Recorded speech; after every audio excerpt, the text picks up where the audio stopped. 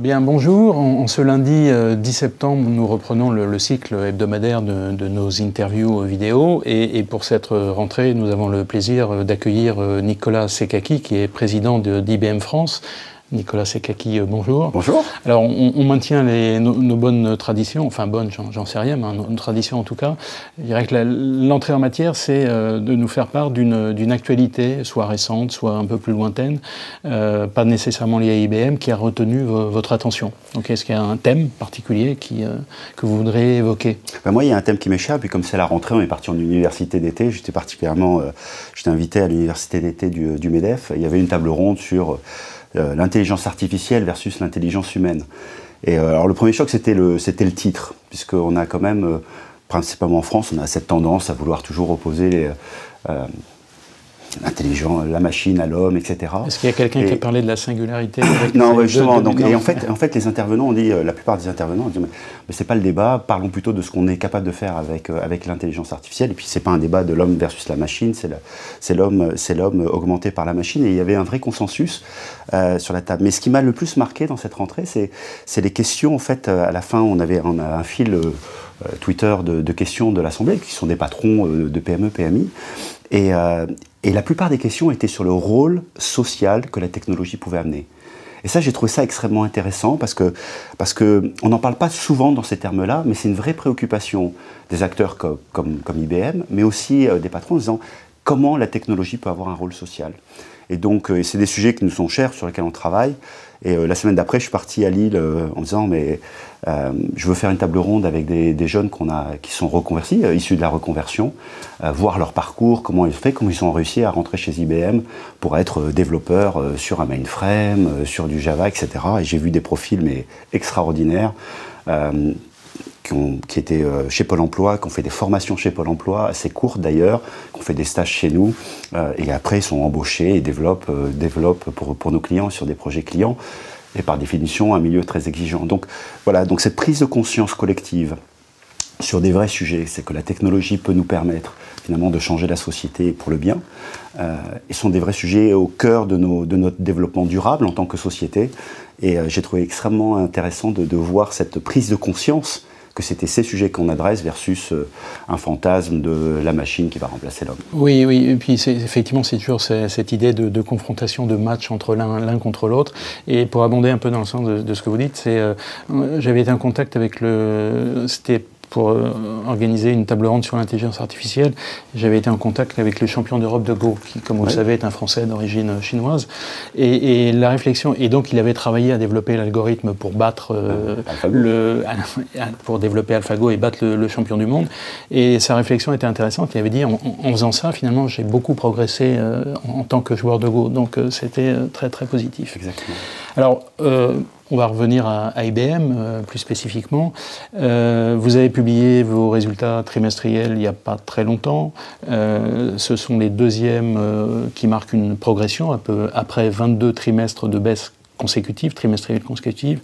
Si on regarde les résultats, alors donc c'est plutôt positif, même si les progressions sont encore assez modestes. Si on regarde les résultats, néanmoins, finalement, ce qui a permis cette progression, c'est quand même la très forte vente dans le domaine des systèmes, et en particulier des systèmes Z, qui ont explosé. On sait que leur cycle de vie est très lent, donc c'est lié aux annonces que vous aviez faites il y a un certain temps, mais enfin, toujours est-il que la question que je voulais vous poser à ce propos, c'est est-ce que ce rebond est un rebond qui va être durable, ou est-ce que c'est un événement un peu isolé et on va se réinscrire dans une tendance qu'on a connue ces dernières années? Mais je pense que d'abord la transformation, elle a été massive, et elle continue d'ailleurs de ces 5 dernières années, qui a été finalement de revendre des activités, d'en recréer sur des nouveaux business models. Et c'est tout le travail que nous avons fait, qui s'est concrétisé d'ailleurs par un retour à la croissance. Nous, on cherche un modèle entre 0 et 5% de croissance, on est très heureux, c'est le modèle de l'entreprise. Certes, il y a le cycle du mainframe qui montre que le mainframe sait se renouveler, etc. Mais il n'est pas mort. Hein, loin de là, l'activité, on n'en a jamais livré autant. Oui. Mais je pense que ça serait une vision assez étriquée de regarder les résultats au travers de ce prisme, puisque quand vous regardez ce que nous avons annoncé, qui sont les initiatives stratégiques, elles représentent aujourd'hui la moitié et 48% de notre chiffre d'affaires, en progression à Oui, c'est ça, 13%, ce qui est quand même très significatif au niveau d'une entreprise comme la nôtre, alors qu'il y a 3-4 ans, c'était 20-25%. Donc c'est ça qui est extrêmement intéressant. On voit que les services reviennent en croissance de manière générique, que ce soit l'infogérance, les projets d'infrastructure et les projets de consulting qui sont ceux qui permettent à nos clients de se transformer. Donc vous regardez le cloud aussi, qui est en croissance à 2 chiffres. Donc tous ces impératifs stratégiques sont en croissance. On marque de l'innovation. Donc oui, effectivement, on est sur un point d'inflexion. Il faut qu'on continue sur la courbe.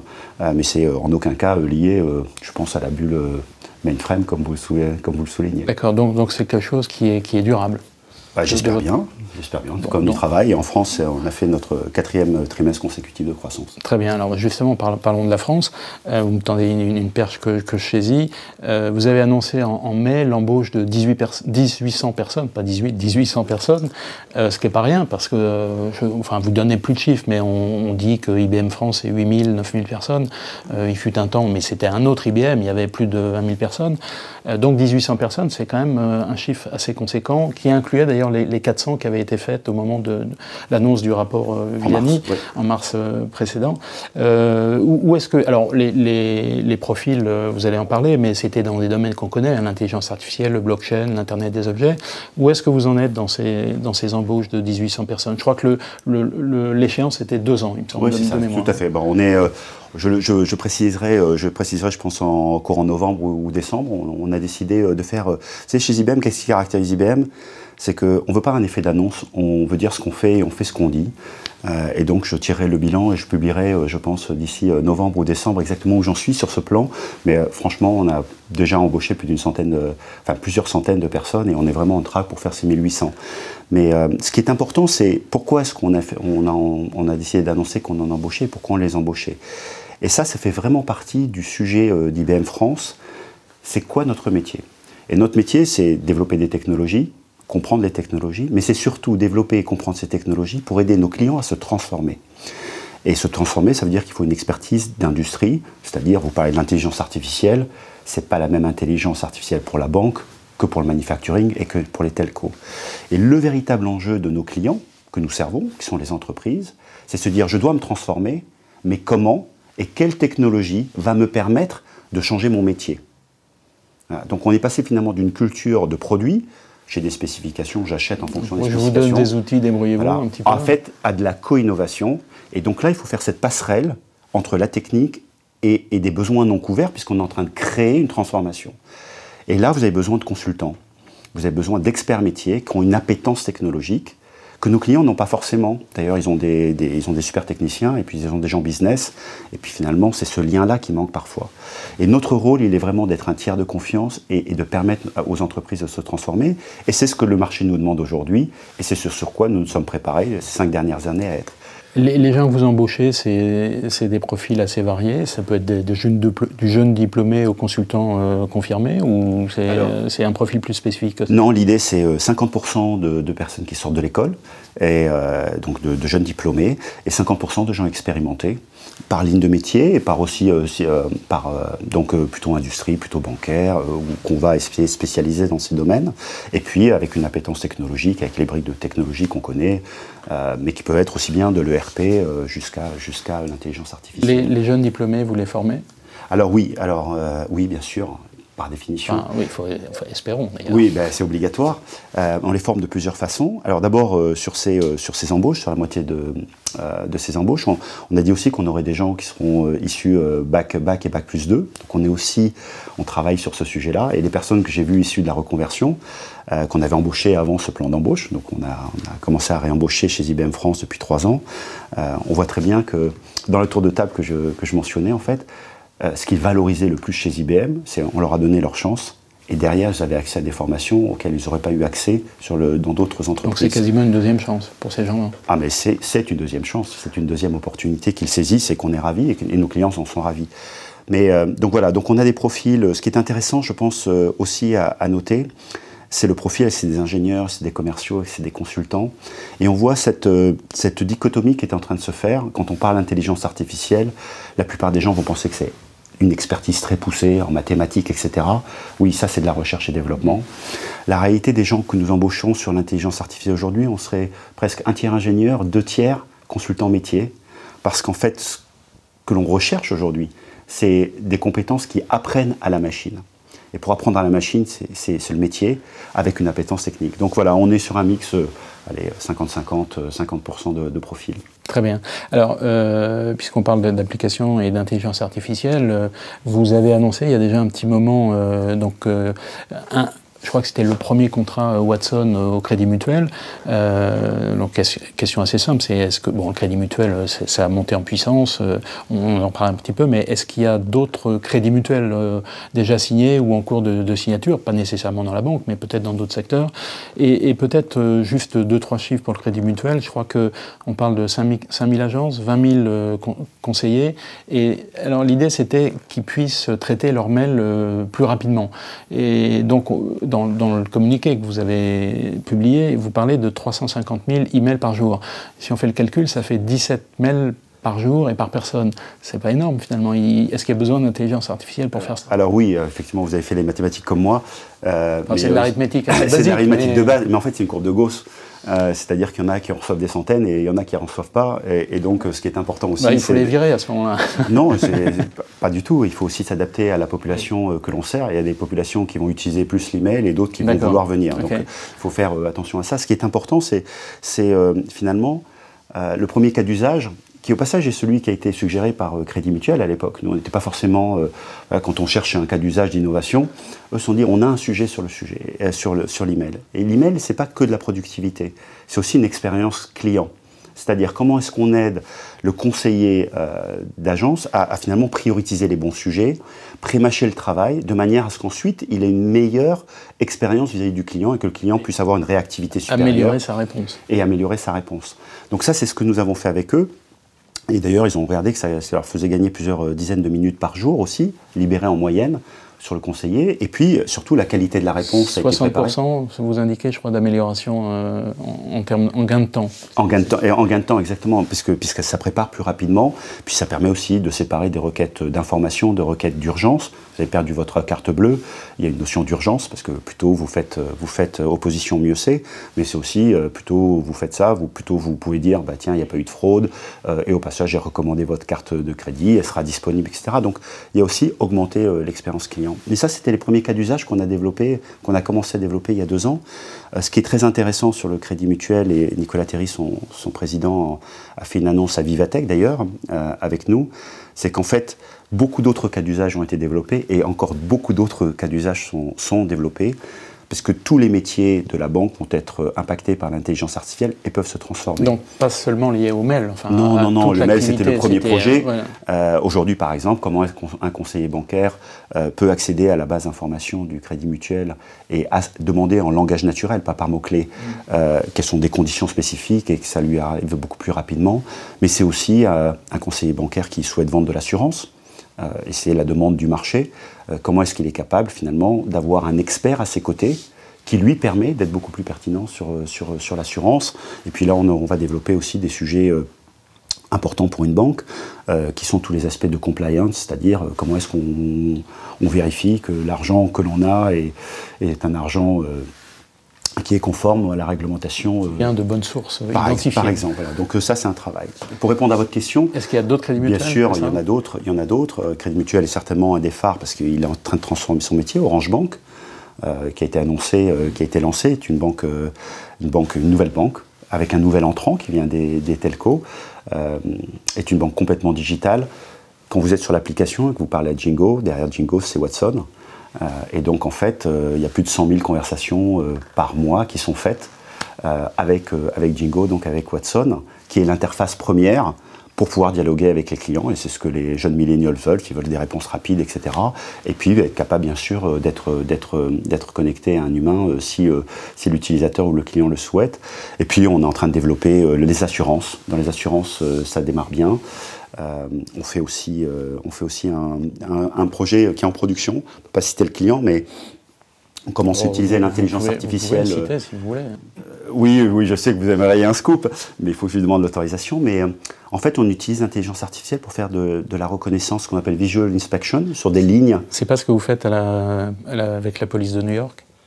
Je ne peux pas citer, je ne sais pas. Celui-là, il est dans tous les médias. Donc non, on est sur visual inspection, c'est-à-dire qu'on est sur les lignes de fabrication oui. et on regarde en fait, Watson analyse les images et en fait essaye de détecter au plus tôt des défauts qui ne sont pas forcément visibles à l'œil nu ou alors qui demandent une inspection beaucoup plus tard sur la chaîne de fabrication, alors que dans un processus de fabrication, plus vous détectez un défaut.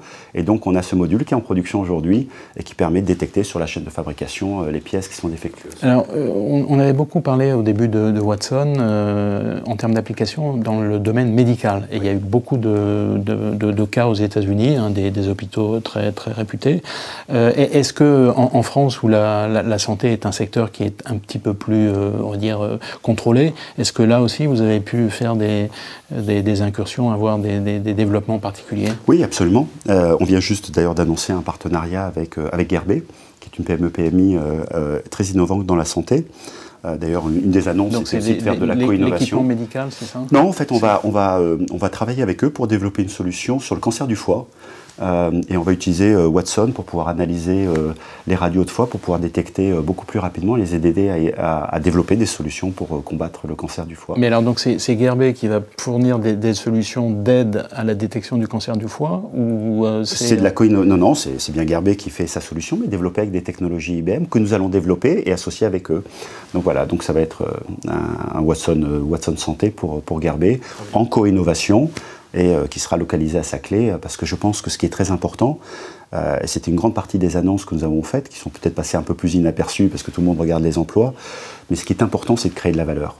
Et je suis persuadé qu'on est dans une co-innovation, et que nous devons faire en sorte de créer un écosystème qui va utiliser l'intelligence artificielle pour avoir des cas d'usage. Et le partenariat qu'on a avec Gerbet en est un exemple. Alors, on change un peu de sujet, on parle de supercalculateurs et de HPC. C'est un domaine sur lequel vous étiez extrêmement présent et vous l'êtes un peu moins. On regarde les chiffres du top 500 et ça accrédite cette idée-là.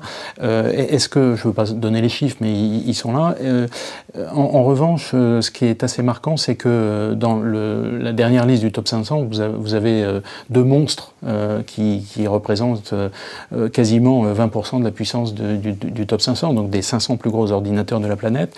Donc deux questions assez simples, c'est est-ce qu'il y a une sorte de désengagement de la part d'IBM sur ce secteur-là? Et deux, autres questions peut-être plus intéressantes, c'est est-ce que le HPC, l'architecture du HPC est en train de changer? C'est-à-dire qu'on passe de systèmes, je dirais, de puissance moyenne, même assez élevés, qui sont répartis un peu partout, à des systèmes qui sont absolument monstrueux, mais en nombre beaucoup plus limité. Vous savez, j'ai toujours été impressionné par IBM.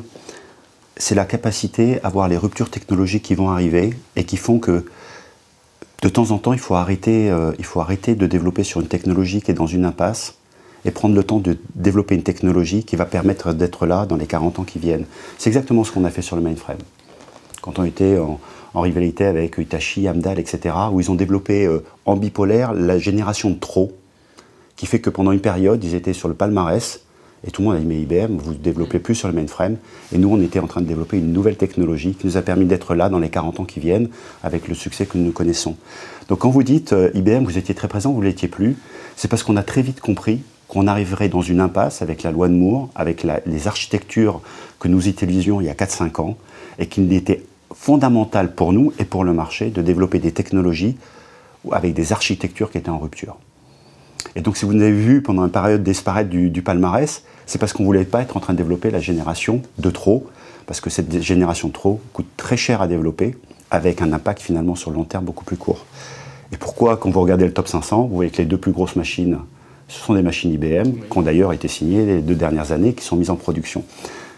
Et c'est des nouvelles architectures. Qu'est-ce qui caractérise ces architectures? Effectivement, c'est des monstres, mais c'est des monstres de puissance, pas du tout avec la même architecture, c'est du Power, c'est une technologie qu'on a développée. C'est les Power 9, les dernières générations. Les Power 9, mais aussi couplés à des processeurs graphiques, donc les GPU, NVIDIA pour ne pas le nommer, mais ce n'est pas juste le débat classique d'un CPU et une GPU, c'est qu'on a aussi développé avec NVIDIA et avec IBM, un pont particulier, donc qu'on appelle un pont NVMe, entre les CPU et les GPU, qui permet d'avoir un bus extrêmement rapide au niveau des mémoires et des processus, qui fait que finalement les codes vont pouvoir se dérouler soit sur le GPU, soit sur le CPU de manière assez dynamique. Sans être impacté sur le plan des performances. Sans passer par tout ce que l'on fait, on descend de la mémoire, etc. Et ça nous a permis de faire quoi? De baisser de manière drastique le rapport puissance sur énergie consommée, qui est le facteur limitant des architectures actuelles. Parce qu'aujourd'hui, vous pouvez multiplier par le nombre de processeurs, mais la facture énergétique est extrêmement forte.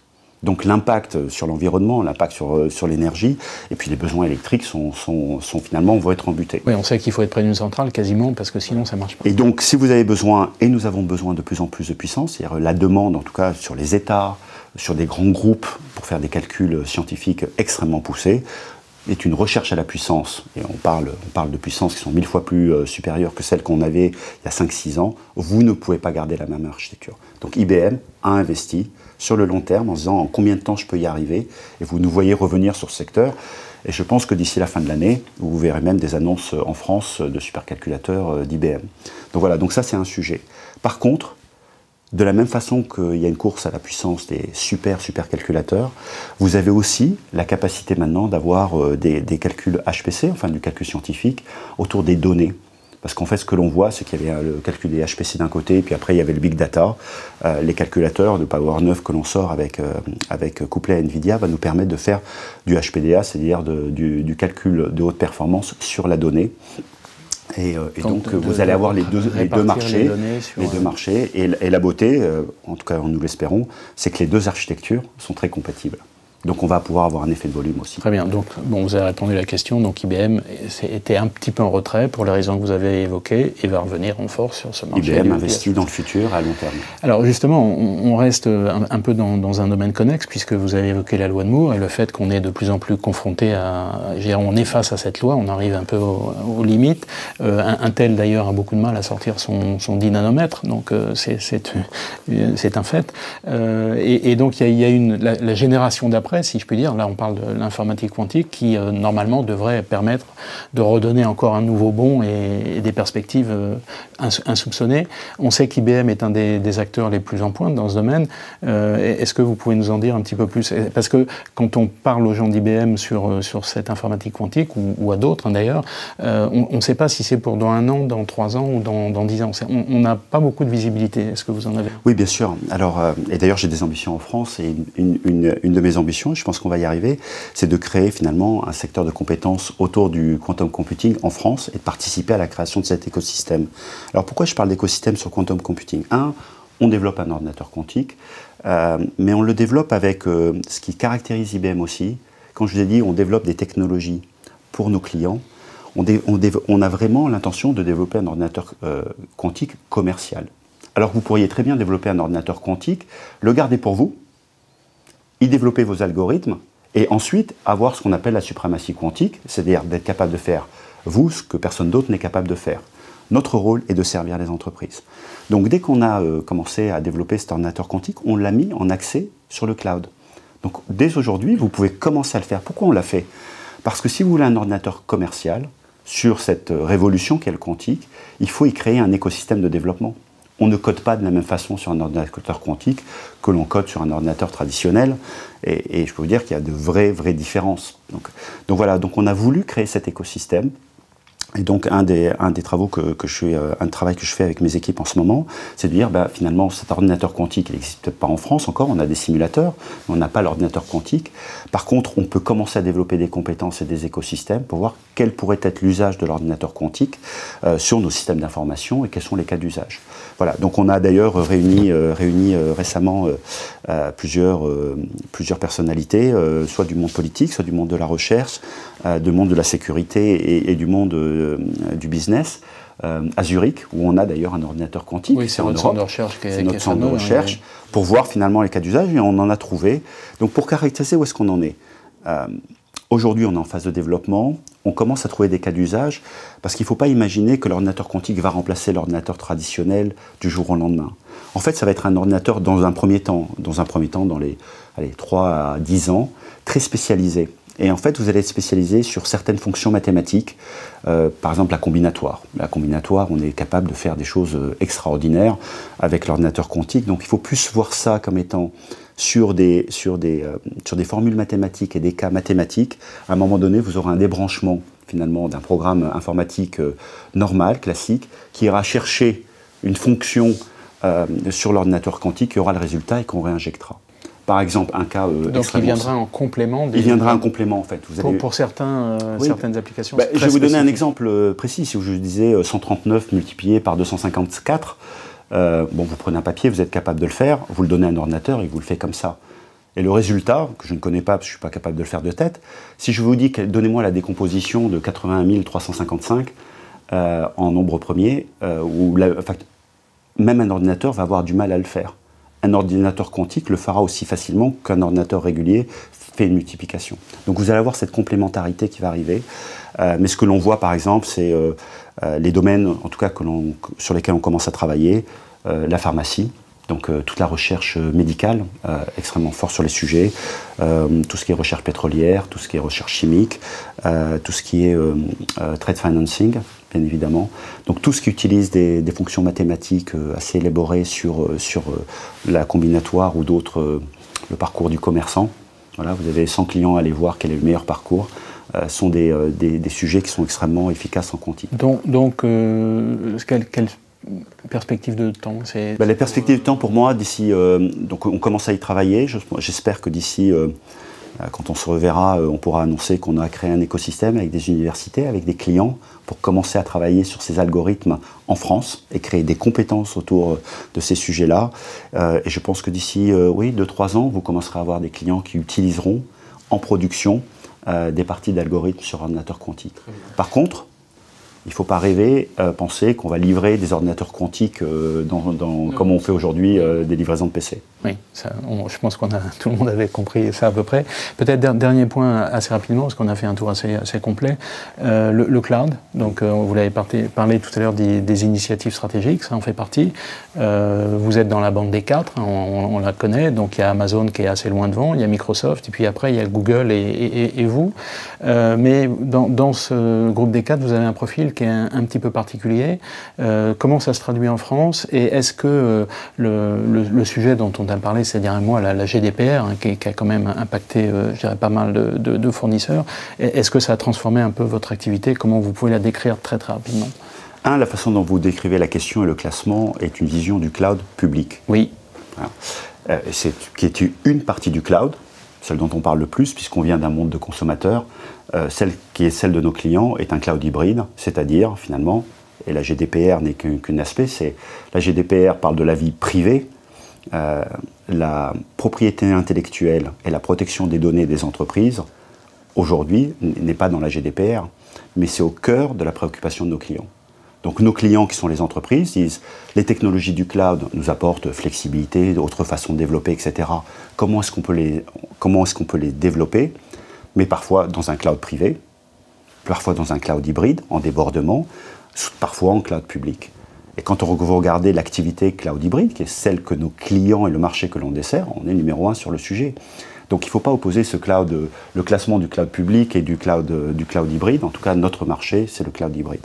Donc ça, c'est un premier point. On a beaucoup d'annonces et parmi celles qui sont les plus intéressantes pour moi, c'est IBM Cloud Private, qui est finalement une containerisation. On parle beaucoup de VMware avec la partie virtuelle, mais maintenant on passe finalement sur du container, les Docker, etc. Donc on a travaillé sur une solution qui permet à nos clients en fait, de décider, de commencer à migrer leur parc applicatif dans un mode qui est compatible avec le cloud, mais après de décider si cette partie-là va tourner sur un mainframe, si elle va tourner sur un cloud privé, ou si elle va être déportée sur un cloud public.